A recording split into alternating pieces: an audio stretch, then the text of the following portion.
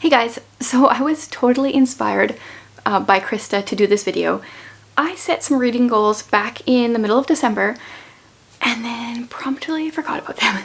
And I saw her do a reading goal update recently and I was like, I need to do that. But first I need to figure out what my reading goals actually were.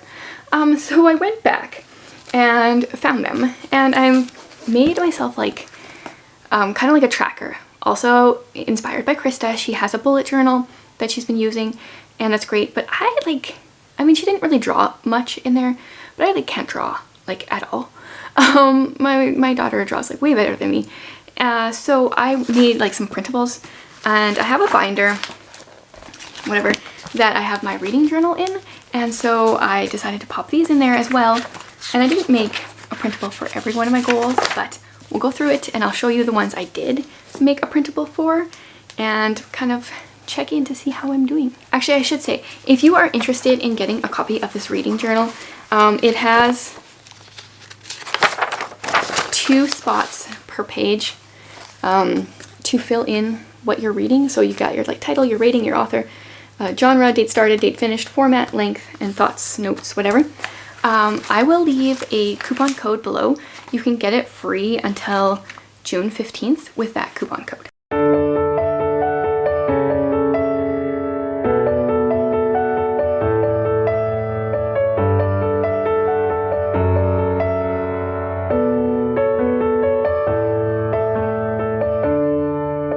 You speak to me and say you'd have it any other way if you could.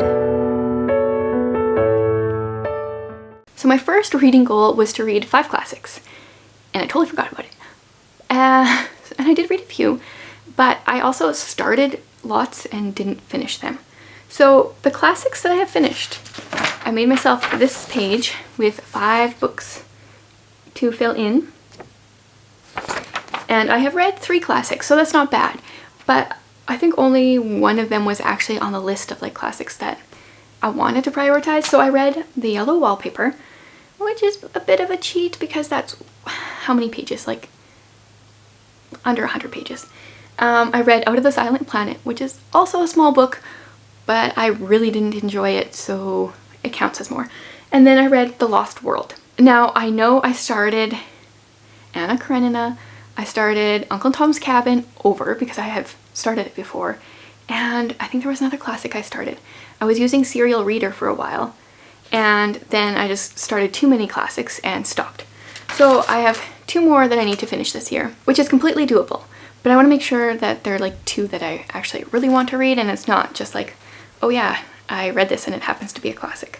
The next goal I shared was to buy less books, because I bought a lot of books in 2021. And I mean, I think I've bought less books so far.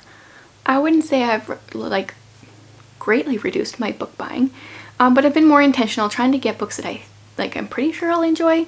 At the same time, it's kind of hard because I want to like pick up a few that I've never heard of so that I can maybe find like some good gems. But I didn't put a number on this, so it's hard to say, am I doing this one or not? But I think I'm succeeding so far. Okay, then my next goal is to read 12 nonfiction books. And apparently I've been doing a very bad job at keeping track of this because I went onto my list on Hey Reader and I had missed a bunch of them. But this is my page for reading 12 nonfiction books, and I have read 3, 6, 7, 8 of them. So I read The Well-Watered Woman, A Waking Wonder, 10 Words to Live By, Woven. Those were all great. I read Dyslexia 101. I really didn't like that one. Then I also read You're Not Enough, and That's Okay, Love-Centered Parenting, and Seasons of a Mother's Heart. And I enjoyed those ones. So I only have 4 more that I have to do for this year, and I'll easily do that for sure. So I'm doing well with that goal. It's amazing how well a person can do with goals when you don't even pay attention to them. Then my next goal was to like read less books / like read for enjoyment. Don't feel the pressure to have to read like a certain amount of books or whatever. And I don't know if I've read less books. I think I've read somewhere around 75 books for the year already, but I'm enjoying it more. I don't feel the pressure that I was feeling near the end of last year. Even the months where I had a TBR, if I didn't finish the books, didn't feel like reading one of the books, I was okay with not getting to them. And that has been huge, because I think last year I tried to read every single book that was on my TBR, and that got a little old when there was a book that was like really dragging me down, or I really didn't want to read, and then it kind of put me in a little bit of a slump. And that's not happening this year. I'm just skipping over those books, and I will probably come back to them, but I'm not worrying about it. And then for the summer, I'm like mood reading. I may have kind of already started that already, so I think I'm doing this well. I'm not sure if I'm reading less books, but I'm enjoying my reading more. Okay, and then about a month before my goals video, probably about like November, I put out a video about different series that I started that I wanted to finish. And one of my goals for the year was to read 10 books off of that list. Not necessarily like one from each series, but just like 10 books in general. And I don't think I realized when I made the goal, like how many books were left in these series. Because I've read, let's see here, 1, 2, 3, 4, 5, 6, 7, 8, 9 of them already, but like there's so many more left. So, and then in addition, I've like started a bunch more series. So here's the different series that I started, or had in that video. There was the Murderbot Diaries. I had just read the first book, and honestly I'm not even sure if I'm going to continue that. The Emily Starr series, like L.M. Montgomery's series, I'd read the first book and I still haven't read the next two. Anne of Green Gables, I had read the first two. I haven't read any more yet. Then the Books of Bayern, I had read The Goose Girl. Still haven't read any more yet. And then there's, it's called the Amherst Mystery series.